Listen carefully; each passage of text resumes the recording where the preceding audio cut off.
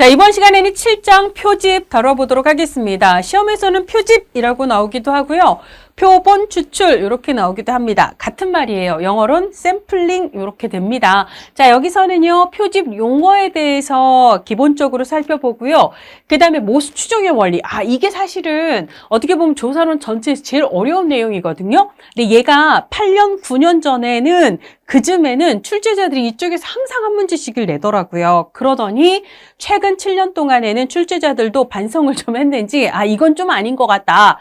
그래서 최근 7년 동안의 시험 문제에서는 다행히 이쪽에서 그렇게 어려운 문제를 내고 있지는 않습니다. 그리고 표집에서 제일 이제 시험에 많이 나오는 거 가장 중요하게 알아야 되는 건 표집 방법 8가지를 구분하는 거예요. 자, 그래서 96쪽에 출제 영역 보시면 표집 영역 쪽에서 7년 동안 한 11문제 정도가 나왔습니다. 많이 나왔죠? 자, 그리고 모수 추정의 원리하고 관련해서는 표집 오차 이런 것들을 여러분들이 알아두셔야 되는데 표본 크기하고 표집 오차 사이의 관계를 알아둬야 되는 그런 문제가 많이 나와요. 그게 7년 동안 5문제가 나왔고요. 자, 표집 절차나 용어하고 관련된 문제가 총 3문제가 나왔는데 올해 2024년 22회 시험 문제에서 이 용어 문제가 한 문제가 나왔습니다. 자, 그러면 바로 본론으로 넘어가도록 하지요. 98페이지 가도록 하겠습니다. 자, 우리 이 그림 어디서 봤나요?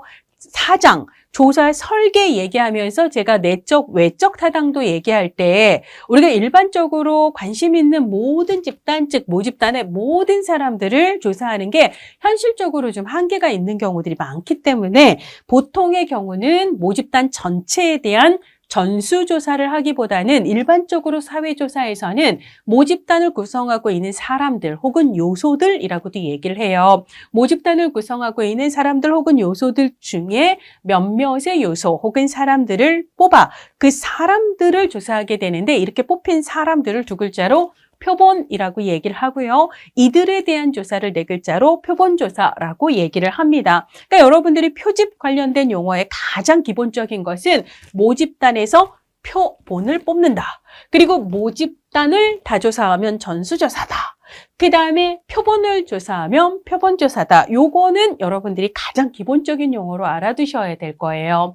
자, 그 외의 용어를 알아두기 위해서 우리가 이제 모집단 전체에 대한 전수조사보다는 그 중에 일부 집단인 표본을 뽑아 조사를 하게 되는데요. 자, 이렇게 모집단에서 표본을 뽑는 과정을 표집 혹은 표본 추출이라고 얘기를 합니다. 그럼 우리가 실제 조사하는 사람은 누구예요? 표본을 조사하는 거잖아요. 우리가 원래 알고 싶었던 대상은 누구죠? 모집단입니다. 자, 그렇기 때문에 우리가 실제 데이터를 수집하는 대상은 표본인 거고 이들에 대해서 수집한 데이터를 분석을 하게 되잖아요.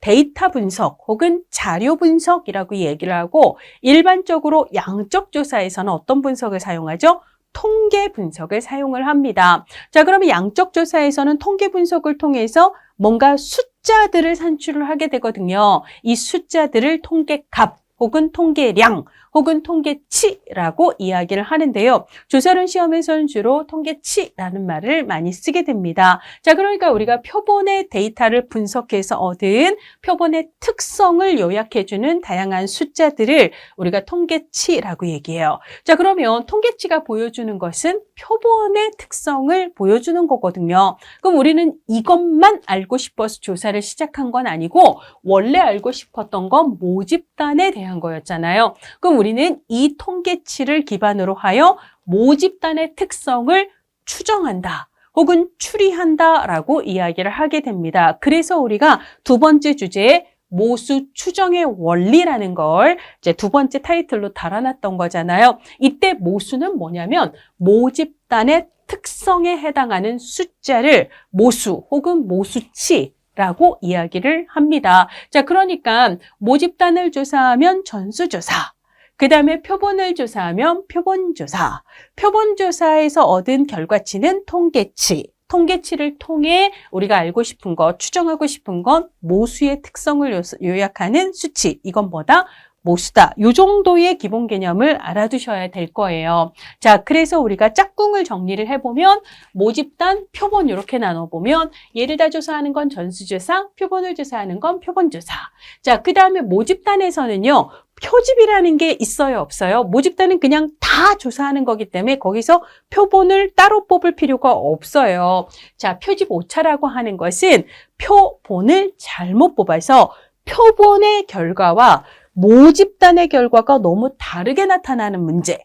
그 표본의 결과를 우리는 통계치라고 얘기하고요. 모집단의 실제 특성은 모수라고 얘기를 하잖아요. 그러니까 표본의 통계치가 모수랑 너무 달라요. 이런 걸 우리가 표집오차가 크다라고 얘기를 하는데요. 모집단은 표본 자체를 조사하는 게 아니기 때문에 표집 과정에서 표본을 잘못 뽑아서 발생하는 문제가 있다 없다? 없다. 이 말이 맞죠? 그렇지만 표본은 완벽히 모집단하고 똑같은 속성을 갖고 진짜 대표만 잘 뽑으면 오차가 전혀 없겠지만 현실적으로는 사실 오차 없는 표집이 일어나기는 쉽지가 않죠. 그러니까 표집하는 과정에서 발생하는 오차로 인해서 표본의 결과치하고 모집단의 실제 특성이 다를 가능성이 있다라는 거예요. 이것을 표집 오차가 발생할 수 있다라고 얘기를 할 수가 있습니다. 모집단의 특성은 모수, 그 다음에 표본의 특성은 통계치라고 얘기를 하는 거고 앞서 얘기했듯이 통계치를 이용해서 우리는 모수를 추정한다라고 얘기를 하고요. 자, 그러려면 우리는 오차를 최대한 줄이는 것이 관건이 돼요. 자, 오차를 줄인다라는 것은 모집단의 모수와 통계치 사이에, 표본의 통계치 사이의 차이를 줄인다라는 말이 됩니다. 그러려면 애초에 표본을 모집단에서 잘 뽑았어야 돼요. 이 잘 뽑는다는 말을 표본이 모집단을 잘 대표한다라고 얘기를 합니다. 자, 그래서 표본의 대표성을 높인다라는 말은 표집 과정에서 발생할 수 있는 표집 오차를 줄이는 것과 관련이 되고요. 자, 표집 오차를 잘 줄여야 통계치를 통해 모수를 잘 추정할 수 있다라고 이야기를 할 수가 있을 거예요. 여기까지가 표집 용어의 가장 기본적인 용어들이라고 보시면 되고 99페이지부터는 그 외의 용어들에 대해서 이야기를 하고 있습니다. 자, 첫 번째 표집 틀 혹은 표본 틀 혹은 틀을 프레임이라고 해서 표본 프레임이라고도 이야기를 하는데요. 얘는 내가 원래 관심이 있는 모집단의 목록, 리스트 있잖아요. 자, 이거를 표집 틀이라고 얘기를 합니다. 그래서 예를 들어 내가 30명으로 구성이 된 출석부에서 3명의 학생을 뽑아야지라고 얘기할 때 이 30명의 명단이 바로 표집 틀이 되는 거죠. 자, 그리고 이제 30명의 명단 안에는 김말동, 오숙자, 최수영, 김유경, 서인호 이런 식의 이름이 들어가 있잖아요. 이것을 표집 틀을 구성하는 요소들이다라고 얘기를 합니다. 그러니까 얘는 표집 틀이 되는 거고 이 각각을 요소들이라고 부른다는 거예요. 자, 그 다음에 관찰 단위, 표집 단위, 분석 단위가 있는데 우리가 이미 앞에서 공부한 거 제 2단원이죠. 2단원의 마지막 부분에서 분석 단위에는 개인, 집단, 사회적 가공물이 있고 분석 단위 관련된 오류 중에 집단 단위 분석을 개인 단위로 잘못 해석하는 생태학적 오류, 개인 단위 분석을 집단 단위로 잘못 해석하는 개인주의 오류, 그 다음에 분석 단위를 너무 단순화시켜서 한두 가지로 다 귀결시키는 환원주의 오류 공부했던 거 기억나시죠? 우리가 그때 분석 단위를 얘기를 했었어요. 여기서는 사회적 가공물, 사람이 아닌 건 일단 빼고 얘기합시다. 사람을 대상으로 하는 경우에 분석 단위는 크게 뭐가 있었어요? 개인이 있었고 집단이 있었습니다. 자, 그래서 우리가 예를 들자면 집단 주민들, 혹은 대학생들, 혹은 사람들 이런 거 나오면 집단이라고 착각하면 안 된다라고 얘기했어요. 집단이라고 하는 것은 2 이상의 사람들이 모여 만든 집합체. 그래서 가족, 학교, 조직, 회사, 지역사회, 국가 이런 것들이 집단인 거고요. 그저 사람들, 그래서 1000명의 사람들 이렇게 할 때 이 사람들, 대학생들 이런 것들은 다 개인 단위에 해당하는 거거든요. 자, 그러면 우리가 조사에서 분석 단위와 관찰 단위와 표집 단위는 각각 어떻게 개념 구분이 되는가? 관찰 단위는요, 자료를 수집하는 단위예요. 자, 근데 여러분들 OT에서 제가 말씀을 드렸는데 자료를 수집하는 가장 대표적인 방법은 설문지를 통해 자료를 수집할 수도 있고요. 면접을 통해 자료를 수집할 수도 있고요. 관찰을 통해 자료를 수집할 수도 있어요. 그래서 우리가 자료를 수집하는 가장 대표적인 방법은 설문조사나 면접이나 관찰, 이렇게 얘기를 할 수가 있거든요. 그럼 내가 관찰단이라고 하는 것은 자료 수집의 단위이기 때문에 내가 누구를 관찰하는지, 내가 누구를 설문조사하는지, 내가 누구를 면접하는지를 얘기를 해요. 이것을 관찰단이라고 이야기를 합니다. 그래서 내가 예를 들자면 초등학생들을 설문조사하고 싶어요.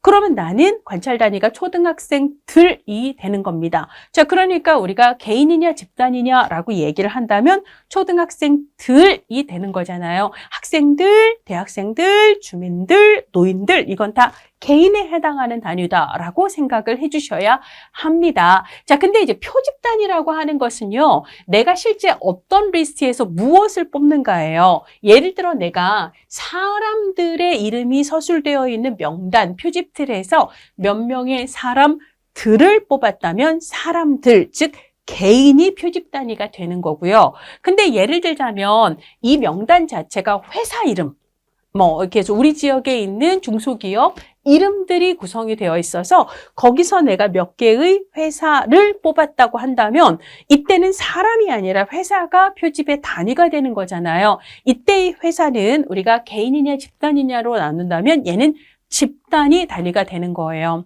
내가 예를 들자면 초등학생 100명 리스트에서 10명의 초등학생을 뽑았다면 내가 뽑은 표집의 단위는 초등학생들이게 되기 때문에 그럴 때는 개인이 됩니다. 근데 내가 예를 들어 우리 지역에 있는 10개의 학교 중에 3개의 학교를 뽑았다면 이때의 단위는 학교, 즉 집단위, 표집단위다라고 구분을 해주셔야 돼요. 자, 그리고 분석 단위는 우리가 얘기를 했었습니다. 자, 그러면 어떤 조사에서 관찰 단위와 표집 단위와 분석 단위는 일치하는 경우도 있어요. 제가 초등학생을 대상으로 설문조사를 합니다. 그래서 예를 들자면 초등학생 1000명의 리스트에서 한 100명을 뽑았어요. 그래서 그 100명에게 설문조사를 한다는 거예요. 그리고 제가 무엇을 물어봤냐면 이 친구들의 요즘 예를 들어 우울이라든지 공격성이라든지 가족 관계라든지 이런 걸 물어보고 보고 분석을 하는 거예요. 자, 그러면 초등학생에게 설문조사를 했기 때문에 관찰 단위는 초등학생 개인이 되는 거예요. 자, 그 다음에 1000명의 초등학생 리스트에서 100명의 초등학생을 뽑았기 때문에 표집 단위도 초등학생, 즉 개인이 됩니다. 자, 그리고 제가 무엇을 분석했냐면 이 초등학생들의 만족도, 초등학생들의 우울 이런 걸 분석을 한 거거든요. 자, 그러면 나는 개인들의 차이를 분석한 거기 때문에 이때도 개인이 되는 거예요. 그러니까 이때는 개인, 즉 초등학생으로 이 세 가지가 일치하는 경우가 할 수 있는 거죠. 근데 예를 들자면 제가 초등학생 설문조사를 하고 싶은데 초등학생 명단을 입수할 수 없어요. 이건 개인정보잖아요. 그래서 어쩔 수 없이 우리 지역에 있는 초등학교 15곳 중에서 내가 그 중에 5개의 학교를 뽑습니다. 그럼 내가 뽑은 건 초등학생이 아니라 5개의 학교를 뽑았잖아요. 설문조사는 학생을 할 거거든요. 그러면 관찰 단위는 개인이 되지만 근데 내가 뽑은 건 학교를 뽑았기 때문에 이때 표집 단위 학교, 즉 집단이 되는 거예요. 그리고 그 친구들에게 예를 들자면 너는 요즘 학교 생활이 재밌니? 해서 개개인들에 대한 어떤 자료를 수집해서 분석을 했다면 이거는 개인 단위가 또 분석 단위다라고 얘기를 할 수 있습니다. 그래서 조사에 따라서는 이 세 가지가 다 틀릴 수도 있고요. 이게 또 같을 수도 있고 다양한 버전이 있을 수 있다라는 거 생각을 하시면 되겠습니다. 자, 표집 오차는 아까 얘기했어요. 모집단에서 표본을 잘못 뽑아서 표본에서는 통계치가 이렇게 나왔는데 실제 그 값이 모집단의 모수하고 너무 다르게 나타나는 문제를 표집 오차라고 얘기를 해요. 그러니까 우리가 조사를 할 때는 표본을 잘 뽑아야 되죠. 잘 뽑는다는 것은 이 표본이 모집단의 특성을 잘 대표하도록 뽑아야 되고요. 표본의 대표성이 커지면 표집 오차는 작아집니다. 그러면 우리가 결과적으로 하고 싶은 궁극적인 일은 뭐예요?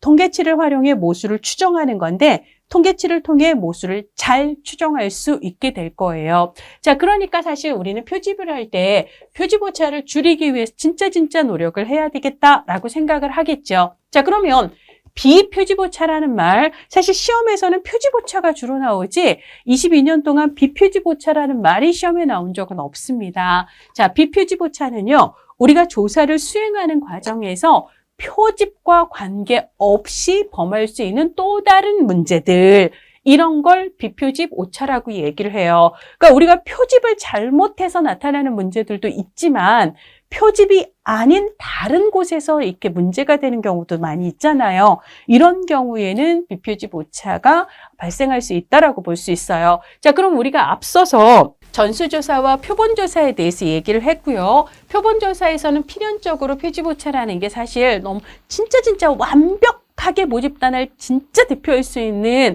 그런 퍼펙트한 표본을 뽑고 싶어도 현실적으로는 그게 쉽지가 않아서 표집오차가 발생하기 마련이에요. 그래서 이걸 어떻게든 줄이려고 우리는 노력을 하는 거잖아요. 자, 근데 모집단에서는 표집이라는 게 없기 때문에 표집오차가 발생하지 않는다고 얘기했어요. 자, 그러면 모집단이 더 정확하다. 모집단을 전수조사해야 항상 정확하다. 이건 또 틀리는 얘기예요. 예를 들자면 모집단의 사이즈가 너무너무 커요. 그럼 전수조사하려면 시간이 되게 많이 걸리고요. 혼자서 다 조사를 할 수가 없기 때문에 조사 요원의 수도 많이 소요가 될 거예요. 비용도 많이 걸리겠죠? 분명히 같은 질문인데 조사 요원이 누구냐에 따라서 같은 질문을 이 사람은 이렇게 질문하고 저 사람은 또 저렇게 질문을 해서 이 같은 질문을 받는 사람들이 질문을 받는 느낌이 다를 수도 있고 그래요. 그러니까 우리가 전수조사를 할 때는 표집오차는 발생하지 않지만 모집단이 너무 사이즈가 커서 조사에 드는 비용이나 시간이나 인력 등이 더 많이 들어가게 되는 경우에는 표집과 무관한 또 다른 문제들이 생길 가능성이 커요. 이거를 줄이면 뭐라고 얘기할 수 있죠?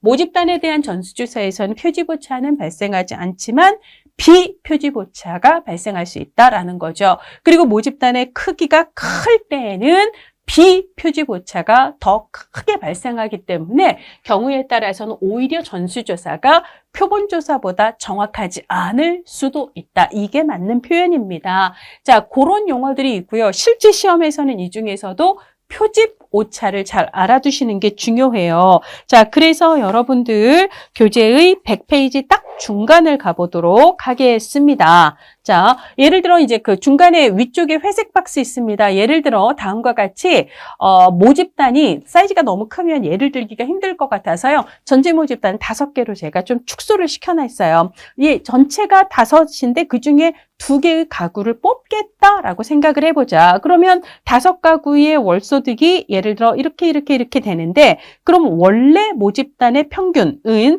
340만 원이 나오고 이 모집단의 평균치가 바로 모수 340이 모수에 해당하는데 내가 예를 들자면 5개 가구에 대한 전수조사가 아닌 2가구만 뽑아서 조사를 했다면 이건 표본조사가 되는 거고요. 근데 내가 하필이면 그중에서도 월소득이 많은 축에 속하는 400만 원과 450만 원 가구만 딱 뽑아버린 거예요. 그럼 내가 뽑은 표본의 평균은 425만 원이 나와서요. 실제 모집단의 모수와 차이가 좀 크게 나타나고 있잖아요. 이 차이가 크게 나타난 이유는 표본을 좀 대표성이 떨어지게 좀 고소득인 경우만 뽑았기 때문이잖아요. 그래서 이 85만 원의 차이가 생기는 이유 자체가 표집 오차 때문에 발생한다라는 얘기를 하는 거고요.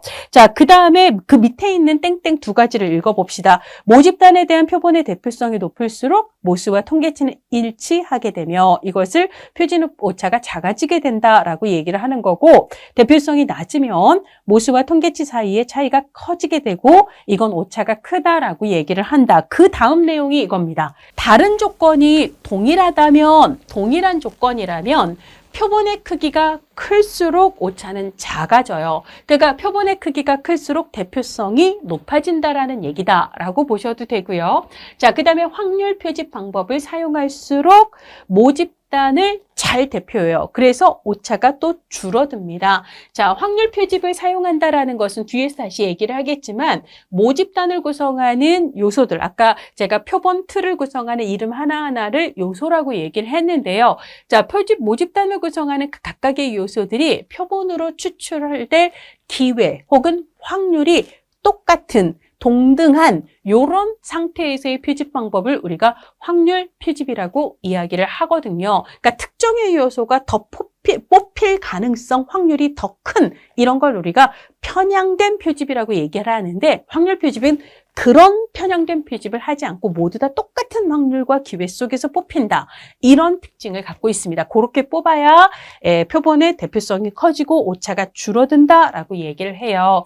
자, 그 다음에 동질적인 집단에서의 표집일수록 예를 들자면 여기도 1000명으로 구성이 되어 있고요. 여기도 1000명으로 구성이 되어 있어요. 자, 그래서 그 1000명에서 여기서도 100명을 뽑았고 여기서도 100명을 뽑았다고 전제를 할 때, 즉 나머지는 그냥 동일한 조건인데 다만 여기에는 연령대도 다양하고 성별도 다양하고 인종도 다양하고 종교와 정치색도 다양하고 뭐 고향도 다양하고 뭐 경제 수준도 너무너무 다양한 거예요. 근데 여기는 그냥 연령대도 대부분 다 20대에다가 그다음에 경제 수준도 다 중류층에다가 그다음에 종교도 다 기독교에다가 그다음에 다 여성에다가 비슷비슷한 거예요. 자, 여기는 굉장히 다양한 사람들이 있거든요. 그러면 이 100명이 이 다양한 모든 사람들을 대표하기는 쉽지가 않죠. 즉 대표성이 떨어질 수밖에 없고 이럴 때는 오차가 증가할 수밖에 없다라는 거예요. 그렇지만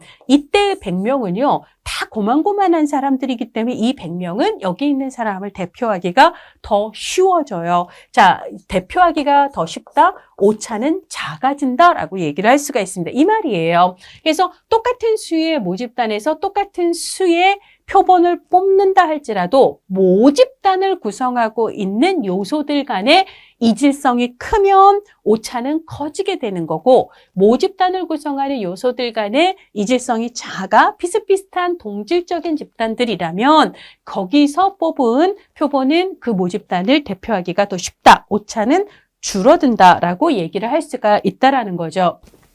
워낙 표집오차 쪽은 단독 문제로도 많이 나오기 때문에 요 세 가지가 표집오차를 줄인다. 요거를 꼭 정확하게 알아두시는 게 좋겠습니다. 자, 여러분들 101페이지에 보면 기출 사례를 표집 용어와 연결하기 해서요. 올해 나왔던 문제예요. 2024년 시험 문제를 한번 보도록 하겠습니다. 자, A 종합사회복지관을 이용하는 노인들을 대상으로 노인 맞춤 돌봄 서비스에 관한 설문조사를 위하여 자, 여러분들 노인 맞춤 돌봄 서비스에 대해서 알고 계세요?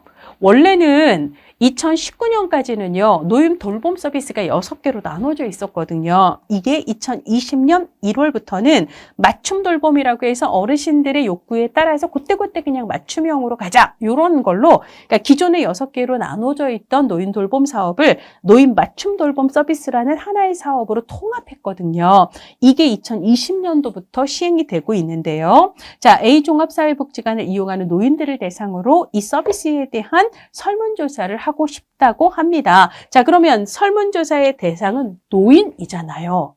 그렇죠? 설문조사 혹은 면접, 관찰과 같이 자료 수집의 대상이 되는 걸 무슨 단위라고 한다? 관찰 단위라고 한다라고 얘기를 했어요. 그럼 관찰 단위는 노인들입니다.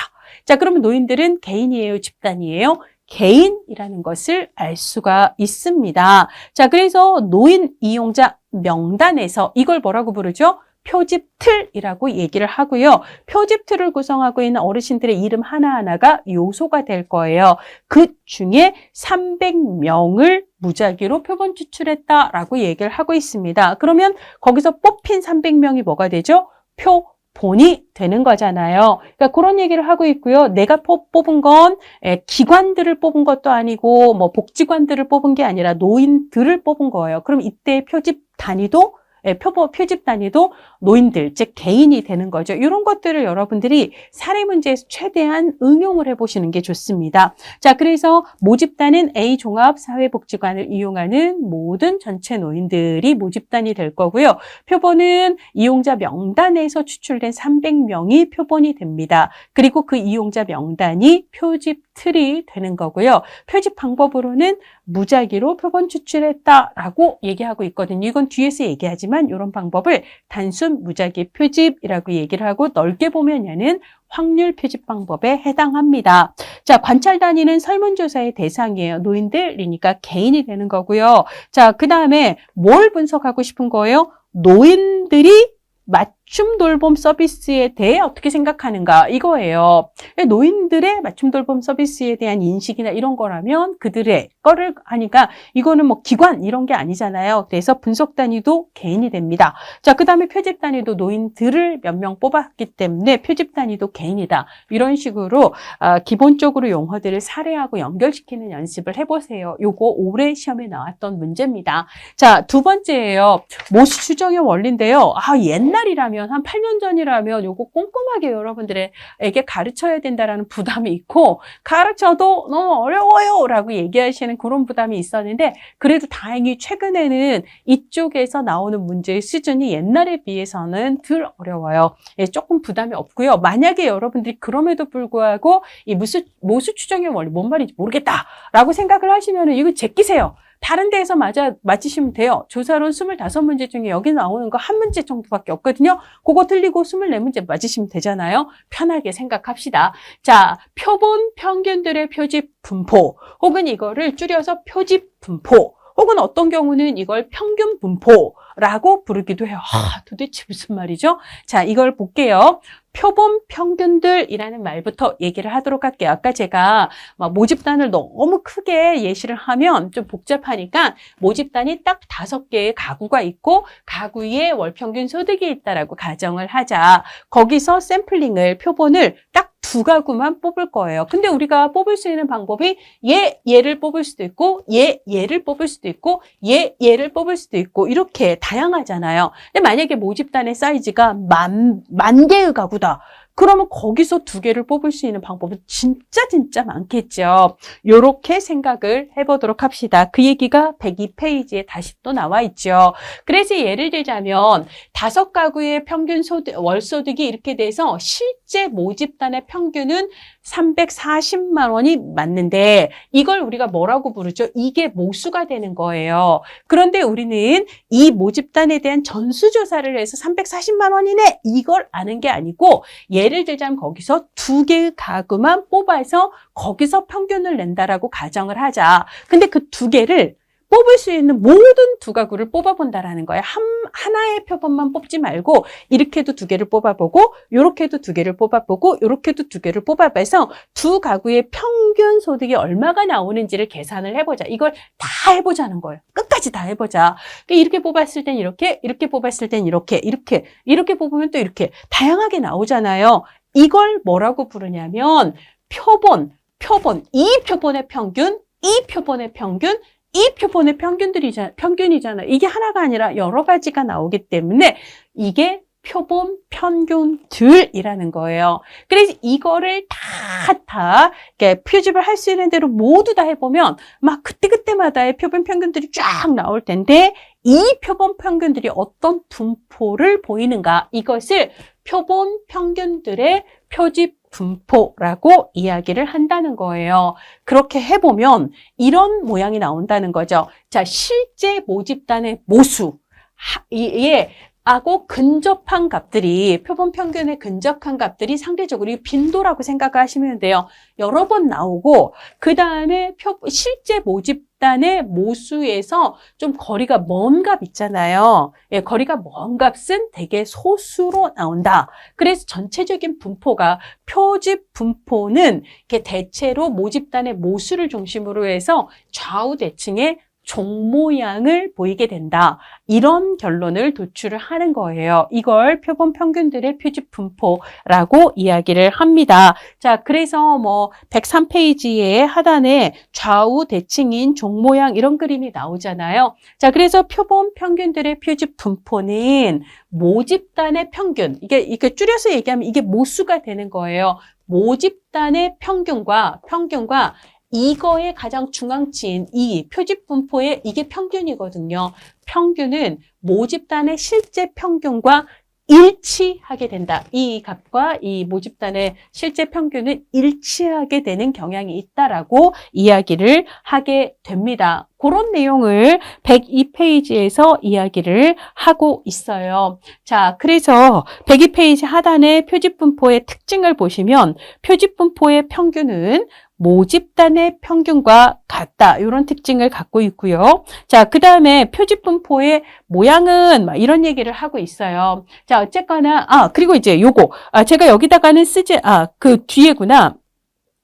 그 회색 박스에 땡땡땡땡 해갖고 마지막 땡 보시면 즉 같은 모집단에서 추출되는 표본 크기가 클수록 해당 표본의 통계치는 실제 모집단의 모수에 가까울 가능성이 높다. 이런 얘기를 하고 있잖아요. 이게 무슨 말이냐면 예를 들자면 이런 거예요. 제가 10,000명에서 딸랑 5명만 뽑는 거예요. 근데 이제 우리가 표집분포라고 하는 건 이렇게 5명 뽑고 이렇게 5명 뽑고 이렇게 5명 뽑고 10,000명에서 5명을 뽑을 수 있는 만큼 다 뽑는 거예요. 밥 먹고 할 일이 없어서 그거 하진 못하니까 이 컴퓨터한테 시키면 걔가 시뮬레이션을 다 해줍니다. 그래서 어쨌거나 10,000명에서 5명을 계속 뽑는 표집분포를 내가 그리는 경우와 그 다음에 10,000명에서 이번에 5명이 아니고요. 100명을 뽑는 거예요. 이렇게도 100명 뽑고 저렇게도 100명 뽑고 저렇게도 100명 뽑고 이런 식으로 이제 그때그때 평균값을 이게 나오는 값들의 분포 모양을 볼 수가 있잖아요. 근데 예를 들자면 실제 10,000명의 평균을 중심으로 해서 왜냐하면 표집분포라는 것은 실제 모집단의 평균 하고 동일하게 이렇게 그 지점에서 좌우 종 모양을 그리잖아요. 자, 그래서 이제 예를 들어 이게 실제 모집단의 평균이라면 이 모집단의 평균을 중심으로 해서 좌우 종 모양을 그리기는 하는데 이 5명하고 100명에서 사이즈가 표본의 사이즈가 더 큰 쪽이면 이쪽은 더 이런 식으로 밀착된 종 모양을 보이지만 얘는요 이렇게 펑퍼짐한 종 모양을 보인다는 거예요. 그러니까 전체적으로 실제 모집단의 모수하고 비슷한 평균을 보이는 애들이 한 요 정도의 빈도를 보이지만 실제로 100명인 경우에는 모집단의 실제 평균하고 같은 표본의 사이즈가 훨씬 더 많은 여기까지 막 올라간다든지 이렇게 된다라는 거예요. 그러니까 우리가 모집단의 모수를 보다 더 정확하게 알고 싶으면 표본의 크기가 큰 게 좋아요? 작은 게 좋아요? 큰 게 훨씬 좋죠. 왜냐하면 예를 들어 실제로 우리가 표본 조사를 여러 번 하는 건 아니고 한 번 하잖아요, 보통은. 근데 내가 예를 들어서 하필이면 10,000명 중에 5명을 뽑았는데 그 5명이 이줌이다. 그러면 내가 뽑은 평균은 이건데 실제 모집단의 평균이 이 정도라 이 정도의 오차가 생기잖아요. 이게 표집 오차가 되는 건데 예를 들자면 내가 100명을 뽑을 경우에는 그런 오차의 사이즈 자체가 크지 않아요. 예를 들어 이 정도. 그러면 이 정도의 오차밖에 발생을 하지 않기 때문에 표본의 크기가 크면 클수록 내가 그 많은 표본들 중에 어떤 하나의 표본을 뽑아 계산을 하더라도 그 값이 실제 모집단에서 아주 많이 차이가 나지는 않게 된다라는 그런 얘기예요. 우리가 표집을 잘한다라는 건 오차를 줄이고 그래서 이 표본이 실제 모집단의 모수를 잘 대표할 가능성을 키우는 거잖아요. 그러면 표본의 크기는 커야 될까요? 작아야 될까요? 커야죠. 그쵸? 커야죠. 그런 얘기를 회색 박스 맨 밑에 있는 땡에서 하고 있다라고 생각을 하시면 돼요. 자, 그러고 난 다음에 102페이지 가장 마지막에 보면 표집분포의 특징의 두 번째 땡 있잖아요. 표집분포의 모양은 두 가지에 따라 영향을 받는다라고 얘기가 되고 있습니다. 자, 그럼 여러분들 교재 보세요. 여기에 뭐가 들어가야 되죠? 자, 표집분포는 뭐와 뭐에 따라서 달라진다? 자, 표집분포는 뭐와 뭐에 따라서 달라진다? 표본의 크기와, 그쵸? 여기는 표본의 크기예요. 자, 표집 분포의 모양은 표본의 크기와 그 다음에 뭐예요? 모집단의 분포예요. 그래서 여기는 모집단이 들어가야 되는 거죠. 그렇죠? 그래서 표집 분포의 모양은 표본의 크기, 표본 크기와 모집단의 분포에 따라 달라진다. 요걸 뭐라고 부르냐면 중심, 극한, 정리라고 얘기를 합니다. 얘가 13회 시험에서 나왔었어요. 그러니까 9년 전 시험에서 나왔던 거고요. 사실 그 뒤로 9년 동안은 안 나왔습니다. 정말 깜짝 놀랐습니다. 13회에 이 문제까지 나올 줄이야 이렇게 생각을 했거든요. 사실 딱 한 번 나왔던 거라서 안 나올 가능성이 크기는 하지요. 근데 어쨌거나 기출문제에서 언급이 되긴 했으니까 자, 모집단이 정규분포라면 자, 정규분포는 뭘 얘기하냐면요. 이거예요.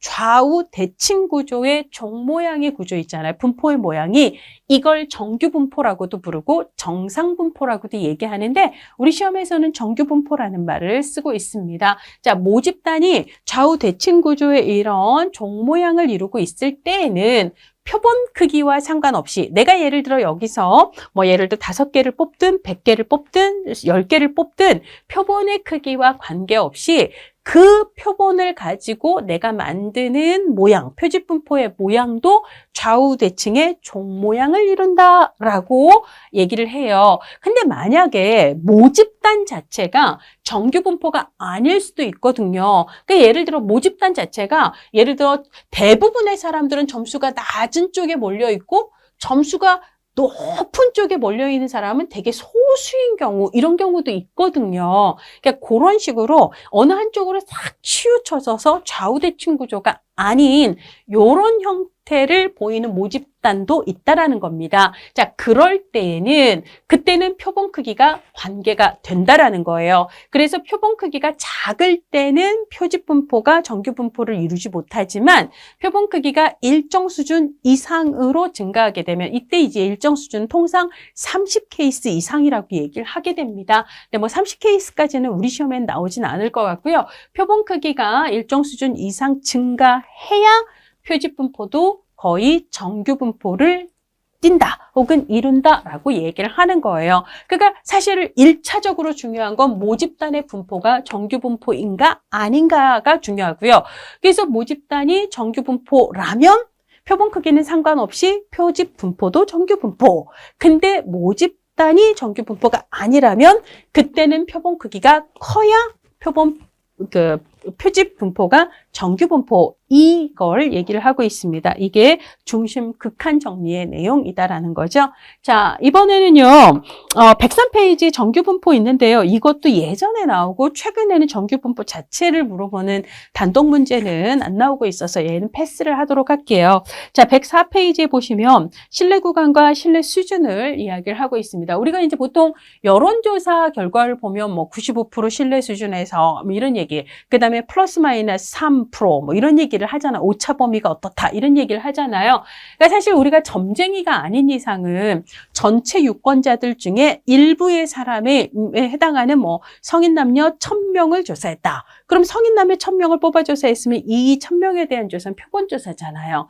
그럼 표본조사에서 예를 들자면 A 후보 지지율이 30%가 나왔다. 그러면 우리가 점쟁이가 아닌 이상 이게 표본이 모집단하고 완벽히 똑같지는 않아요. 오차가 조금이라도 있게 되거든요. 그러니까 실제 전체 유권자가 A 후보를 똑같이 30%딱 뽑는다? 이렇게 기막히게 정확한 여론조사는 사실 거의 없습니다. 자, 그러다 보니까 오차가 있기 마련이라는 거죠. 그래서 표본과 모집단의 실제 모수 사이에는 차이가 있기 마련이고 이게 우리가 앞서 얘기했던 표집에서 발생하는 오차다 해서 표집 오차라고 얘기를 하잖아요. 자, 그러면 신뢰 구간이라고 하는 것은 우리 통계치에서, 그러니까 우리 표본에서는 30%가 나왔지만 플러스 마이너스 2%, 플러스 마이너스 3% 정도 실제 모집단에서는 좀 다를 수도 있어요 라고 얘기를 하는 거예요. 그래서 오차 범위 플러스 마이너스 2 혹은 플러스 마이너스 3 이런 거 있잖아요. 이거는 실제로는 30보다 2 작을 수도 있고 그 다음에 실제로는 30보다 2 클 수도 있어요. 그러니까 모집단의 모수는 정확히 30으로 똑같다기보다는 이 정도의 범위 안에 있을 것 같습니다 라고 얘기를 할 수 있는 거예요. 근데 아닐 수도 있잖아요. 그러니까 내가 이 안에 있을 거라고 100% 장담해요. 이렇게는 말을 못 하고요. 한 95% 믿어요. 95%는 그럴 것 같다. 그러니까 5%는 아닐 수도 있다. 이런 식으로 얘기를 하는 거죠. 사실은 이거를 조금 더 자세하게 얘기하면 조금 차이가 있을 수는 있는데, 그러니까 여러분들이 그냥 쉽게 얘기를 하려면 모집단의 모수가 존재하리라고 생각하는 구간, 이걸 신뢰 구간이라고 얘기를 하고, 그 구간 안에 모집단이 있겠네, 모집단의 모수가 있겠네라고 어느 정도를 신뢰할 수 있는가를 신뢰 수준이라고 얘기한다. 이 정도로 알아두셔도 괜찮을 것 같습니다. 자, 그런데 다른 조건이 일정할 때라고 해서요. 여러분들이 신뢰 수준을 설명하고 있는 땡땡땡에서 세 번째 땡을 한번 읽어보세요. 다른 조건이 일정할 때, 이걸 달리 얘기하면 다른 조건은 그대로인데, 그러니까 저 변함이 없는데 그냥 신뢰 수준만 높이는 거예요. 신뢰 수준만 높이게 되면 신뢰 구간이 넓어지고 오차가 증가한다. 이 말이 좀 이해가 잘 안 갈 수도 있는데요. 예를 들자면 있잖아. 내가 95% 확신해. 이거가 아니라 내가 100% 장담해. 이런 식으로 내가 내 말이 맞아 라고 얘기할 수 있는 신뢰수를 확 올리고 싶어요. 그러면 어떻게 잡아야 되죠? 모집단의 모수는 이 구간 안에 있을 거야 라고 잡는 게 안전해요? 아니면 여기서 여기 사이에 있을 거야 라고 하는 게 더 안전해요? 이쪽이죠. 넉넉하게 잡아야 그래야지 내 말이 맞을 가능성이 커지는 거잖아요. 그러니까 실제로 그 표본의 평균이 예를 들어 30이라고 얘기를 할 때 30에서 오차가 플러스 마이너스 2, 이 정도로 잡기보다는 플러스 마이너스 10 혹은 20 이렇게 해갖고 넉넉하게 잡아야 실제로 들어맞을 가능성은 커지게 되는 거잖아요. 이런 의미라고 생각을 합시다. 그래서 다른 조건을 그대로 둔 채 그저 내 말이 맞을 거야 라고 하는 신뢰 수준만 높이게 되면 그럼 구간이 넉넉해지는 거예요. 구간이 넉넉해진다라는 것은 우리가 플러스 마이너스 이 개념이 아까 이제 오차 범위로 보통 얘기를 하지만 이게 결국에는 표집 오차하고 같은 개념이라고 보시면 되거든요. 그러니까 이게 넓어진다라는 것은 플러스 마이너스 값이 커진다. 오차가 커진다라는 얘기예요. 자, 그래서 신뢰 구간이 넓어지고 표집 오차 범위가 넓어지게 되는, 증가하게 되는 문제가 있게 되기 때문에 신뢰 수준을 그냥 무작정 높이면 안 되고요. 그것의 근거가 될 수 있는 표본 크기를 같이 늘려줘야 된다라는 거예요. 그래야지만 아까 같은 모집단에서 표본을 5개 뽑을 때와 100개 뽑을 때 내가 한 표본에서 예측을 하더라도 이게 모수하고 다를 가능성, 오차는 훨씬 더 줄어지게 된다라고 아까 펑퍼짐한 그래프와 이렇게 얍삽한 그래프, 요 값과 이 값 사이의 차이는 요 값과 요 값 사이의 차이보다 줄어들 수 있다라고 아까 얘기를 했었잖아요. 그러니까 내가 실제 확신의 가능성을 높이려면, 장담을 하기가 좋으려면 표본의 크기를 늘려야 오차를 줄일 수 있다. 이런 얘기를 하고 있습니다. 자, 그 다음에 이제 표준 오차하고 관련해서요. 104페이지 중간부터 얘기를 하고 있는데, 표준 오차라는 것이 시험 문제에 나오면 표준 오차란 해가지고 제가 땡땡땡에서 세 번째 땡 보세요. 시험에서 만약에 표준 오차라는 말이 나오면 시험 문제를 풀 때는 이걸 그냥 표집 오차라는 개념으로 이해하고 풀어도 상관없습니다. 그러니까 우리가 이제 표집 오차라고 하는 것은 내가 표집을 좀 잘못해서 내 표본에서 뽑은 결과가 실제 모집단이랑 차이가 나게 되는 문제를 표집 과정에서 발생한 오차다 해서 표집 오차 이렇게 얘기를 하잖아요. 근데 그 표집 오차가 얼마지? 라고 숫자로 내가 딱 얘기를 해주고 싶은 거예요. 그렇게 표집 오차를 숫자로 계산한 값이 일종의 표준 오차이기 때문에 얘는 수치화된 일종의 표집 오차다. 이렇게 생각을 해도 상관없거든요. 자, 그러니까 표준 오차와 표집 오차는 사실은 내용은 비슷한 내용이다 라고 생각을 하시면 되겠습니다. 그러면 이 표집 오차를 실제 수치로 계산을 하기 위해서 표준 오차를 어떻게 계산을 할 것인가 하고 관련이 되는 내용이 있는데요. 자, 104페이지의 표준 오차란에서 얘는 표집 분포의 표준 편차다. 그리고 무수히 많은 표본 평균의 통계치가 모집단의 모수로부터 평균적으로 떨어진 거리를 나타내는 수치다. 요거 둘 다 시험에 나온 표현이거든요. 같은 얘기예요. 이건 무슨 말이냐면 아까 우리가 모집단을 5가구라고 하자. 그리고 모집단의 평균이 340만 원일 때 여기서 하나 뽑고 2개 뽑고 3개 뽑고 해서 이걸 우리가 표본의 평균들이라고 얘기를 했었잖아요. 근데 우리 표준 편차라는 말 아시죠? 표준 편차라는 말은 어떤 거예요? 예를 들자면 내가 400만 원과 2가구를 뽑았는데 400만 원과 450만 원이 나왔어요. 그러면 이 2개의 평균값은 425만 원이죠. 이거는 평균이에요. 자, 그런데 우리가 표준 편차라고 하는 건 이 개별값인 400만 원과 425만 원의 차이. 그 다음에 450만 원과 425만 원의 차이.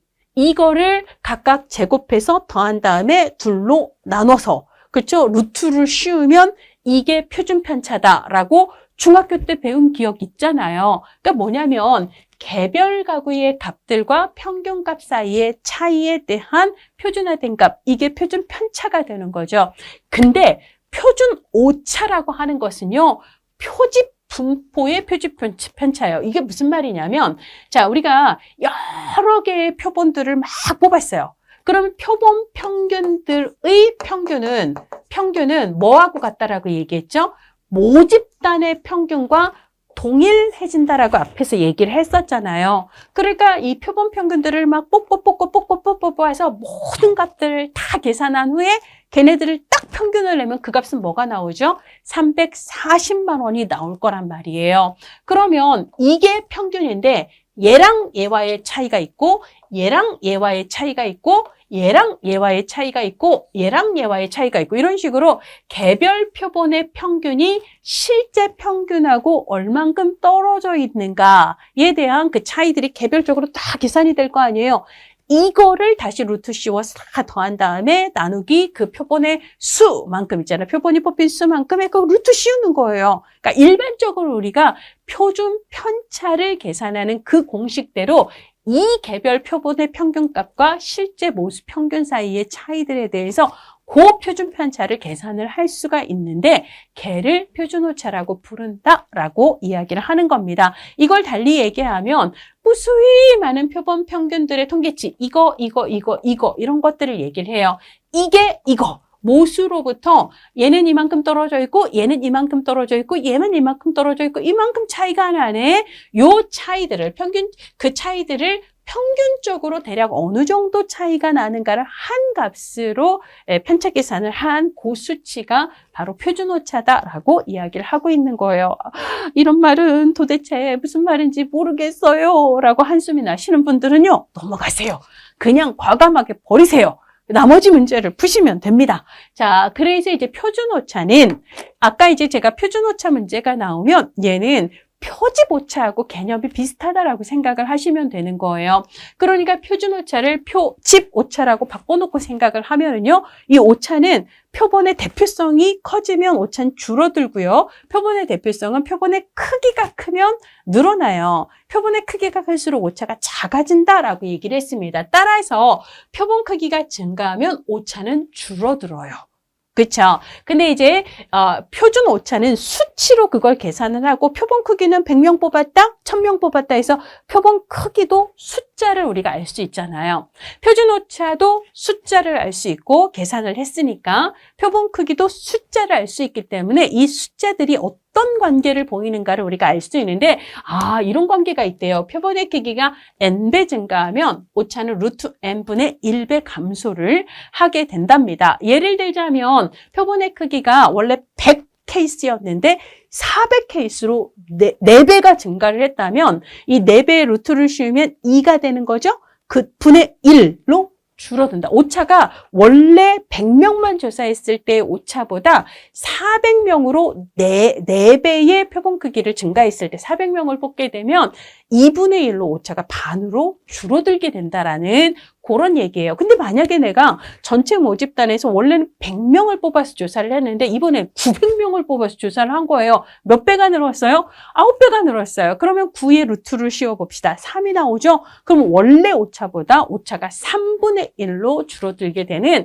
그런 관계에 있다라고 이야기를 하게 됩니다. 오차가 줄어든다는 거는요. 이 결과를 내가 신뢰할 수 있는 수준이 빵빵해진다는 거거든요. 자, 그래서 표준 오차를 줄일 수 있다면 통계치, 즉 표본에서 내가 계산한 그 값이거든요. 그래서 제가 통계 분석을 하면 통계치라고도 하고 통계값이라고도 하고 통계량이라고도 부르고 통계값이라고도 얘기를 해요. 이건 번역의 차이거든요. 자, 그래서 이제 뭐 통계치 혹은 검정 통계치, 검정 통계량 똑같은 얘기입니다. 자, 얘의 신뢰도가 높아지는 거예요. 이걸 다른 말로 검정 통계값이 통계적으로 의미가 있다라는 거예요. 영어로는 significant 하다라고 얘기를 하는데요. 오, 이러네. 그래서 모집단도 실제로 그럴 수 있겠네라고 얘기할 수 있는 의미 있는 결과구나라고 우리가 볼 수 있을 가능성은 커진다라고 이야기를 합니다. 자, 이번에는요, 표본 크기예요. 105페이지 보도록 합시다. 자, 표본 크기와 통계적 검정력, 제2종 오류 간의 관계를 여러분들은 이걸 보신 적이 있으실까요? 있을까요? 그래서 여러분들이 제가 이렇게 딱 질문을 던졌을 때 제 눈앞에서 그럼요, 저는 그걸 어디서 본 적이 있어요 라고 딱 얘기를 하시면 좋겠습니다. 어디냐면 제가 한 번에 폈어요. 진짜 멋있습니다. 46페이지입니다. 46페이지를 보시면 하단에 여기서는 자, 귀찮아서 안 볼래요.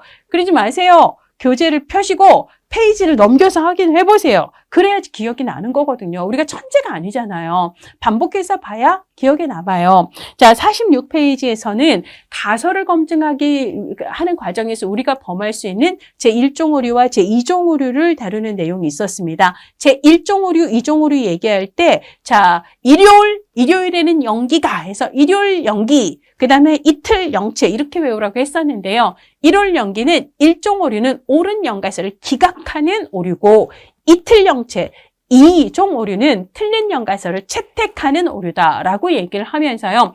틀렸으면 너 틀렸어 하고 기각을 해야 맞는 건데 틀렸어 라고 기각하지 못하고 뭐 그런가? 뭐 이러면서 채택을 하는 오류가 2종 오류잖아요.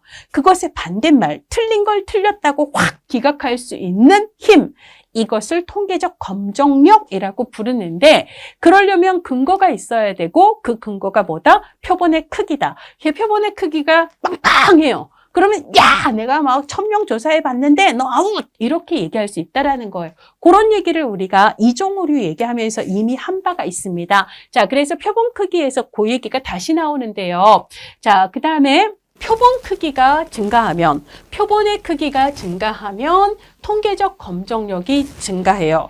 그리고 제2종 오류를 범할 가능성도는 감소하게 됩니다. 그래서 표본 크기가 증가하면 통계적 검정력 증가, 제2종 오류 감소 이 정도는 좀 알아두셨으면 좋겠고요.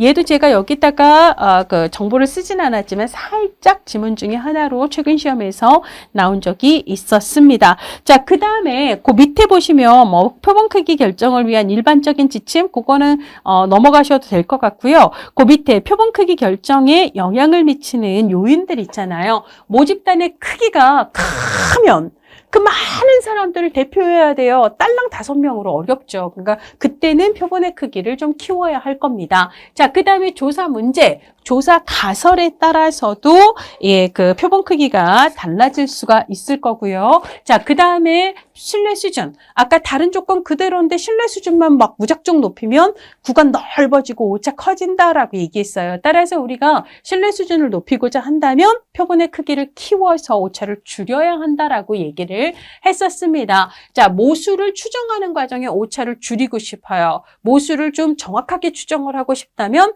여러분들 당연히 표본의 크기는 어떻게 돼야 될까요? 예, 모수 추정 오차를 줄이고자 한다면 표본의 크기는 키워야 될 겁니다. 자, 그 다음에 모집단의 동질성과 이질성 여부인데요. 아까 똑같이 1000명에서 100명을 뽑았다고 가정할 때 여기는 되게 이질적이고 요소들이 이쪽은 그 요소들이 되게 동질적이라면 똑같이 100명을 뽑았어도 오차는 어느 쪽이 더 크다?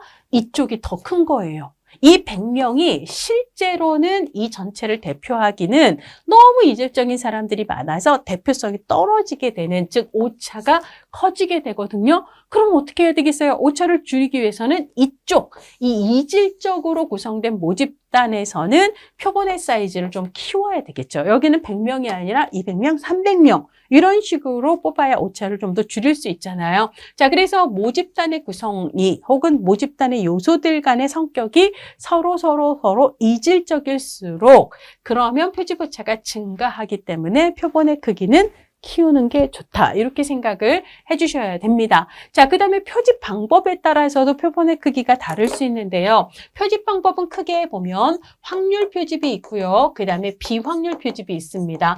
자, 그러면 확률 표집과 비확률 표집 중에서 대표성이 큰 건 뭐예요? 이건 외적 타당도 얘기하면서도 했잖아요. 대표성이 큰 건 확률 표집입니다. 달리 얘기하면 대표성이 떨어지는 것 비확률 표집이에요. 혹은 오차가 이쪽이 더 큰 거죠. 그럼 만약에 예를 들자면 내가 대표성이 작은 떨어지는 표본을, 표집 방법을 쓸 수밖에 없어요. 나 오차 싫어요. 오차를 좀 더 줄이고 싶거든요. 그러면 사이즈라도 키워야죠. 표본의 크기를 키워야 될 겁니다. 마찬가지로 확률 표집 내에도요. 확률 표집에도 이런 표집이 있고 저런 표집이 있고 저런 표집이 있고 저런 표집이 있는데요. 얘네들이 오차가 다 똑같은 게 아니에요. 어떤 표집 방법은 어떤 표집 방법보다 오차가 좀 더 큰 확률 표집이 있거든요. 그 안에서도. 그럼 예를 들자면 내가 조금 다른 것보다 오차가 큰 표집 방법을 현실적으로 어쩔 수 없이 쓸 수밖에 없다. 나 근데 어떻게 하면 오차를 좀 줄이지? 그럴 때는 어떻게 해야 되겠어요? 표본 크기를 키우면 될 겁니다. 자, 그런 식으로 표집 방법이 무엇인가에 따라서 표본 크기를 또 조절할 수 있다라는 거고요. 그 다음에 이제 표본을 예를 들어 100명 뽑는 것보다 200명, 300명, 1000명을 뽑으려면 시간이나 비용이나 인력들이 더 많이 필요할 수 있어요. 근데 내가 그럴 시간도 없고 그럴 돈도 없다면 어쩔 수 없이 100명을 뽑을 수밖에 없다라는 거죠. 자, 그래서 이제 현실적인 여건들도 영향을 준다라는 거고요. 그 다음에 이제 변수. 내가 얼마나 다양한 변수를 분석하고자 하는가. 난 성별도 분석, 연령도 분석, 종교도 분석, 정치적인 입장도 분석, 소득 수준도 분석, 막 여러 가지 변수를 분석하고 싶어요. 그러면 이런 특성을 가진 사람, 저런 특성을 가진 사람, 되게 다양한 사람들을 다 조사에 포함시켜야 돼요. 그러니까 이건 달리 얘기하면 모집단의 이질성 정도가 커진다라는 얘기하고 비슷합니다. 자, 그러니까 분석하려고 하는 변수의 수가 많으면 다양한 특성들을 반영을 해야 되기 때문에 그때는 표본의 크기가 당연히 커져야 될 거예요. 자, 그 다음에 분석 범주라고 하는 것은요. 예를 들어 성별이라는 변수의 범주는 남자, 여자 이렇게 돼요. 그러니까 예를 들자면 내가 성별의 이런 거 하려면 남자 100명, 여자 100명 해서 총 200명 이렇게 조사를 하면 되거든요. 근데 내가 이번에는 종교에 대한 어떤 분석을 하고 싶어요. 자, 이건 변수입니다. 종교 변수의 범주는 어떻게 되죠? 기독교, 천주교, 불교, 기타 종교 없음. 그래서 각각 예를 들어 100명, 100명, 100명, 100명, 100명 이렇게만 해도 500명이 되는 거잖아요. 그러니까 단순히 변수의 수도 영향을 주지만 변수의 범주, 분석 범주가 또 몇 개로 나눠지는가 이것도 표본의 크기에 영향을 줄 수밖에 없다라는 거예요. 자, 그 다음에 자료 수집 방법. 내가 면접이나 관찰로 자료 수집을 할 때에는 아무래도 1000명, 10,000명 이렇게 관찰할 수가 없습니다. 그에 비해서 설문조사 같은 경우는 1000명 그냥 1000명의 주소 딱 일괄로 쫙 붙여가지고 우체국 가서 쫙 뿌리면 되거든요. 그러니까 설문조사의 경우는 면접이나 관찰에 비해서 혹은 실험에 비해서 훨씬 더 많은 수를 조사할 수가 있거든요. 그래서 내가 자료 수집 방법이 어떻게 되는가에 따라서도 표본의 크기가 다를 수가 있고요. 그 다음에 통계 분석 방법. 우리가 이제 어떤 방법을 쓰려고 할 때요. 그 분석 방법이 기본적으로 전제하는 게 있어요. 그러니까 이 방법을 쓰려면 적어도 표본의 크기는 얼마 이상 이런 조건들이 있거든요. 내가 이 분석 방법을 쓰고 싶어요. 그러면 그 분석 방법에서 최소 그 표본의 사이즈가 얼마 이상이어야 된다. 그러면 그 이상이 되도록 표본의 크기를 결정을 해야 되겠죠. 그래서 우리가 표본 크기를 내가 도대체 몇 명을 대상으로 조사를 해야 되는가라고 표본의 크기를 결정을 할 때는 이런 다양한 요소들을 고려를 해야 된다라는 이야기입니다. 이렇게 우리가 모수 추정의 원리까지를 마쳤는데 벌써 거의 1시간이 지났거든요. 자, 그러니 쉬어야 되겠죠? 예, 쉬었다가 표집 방법으로 넘어가도록 하겠습니다.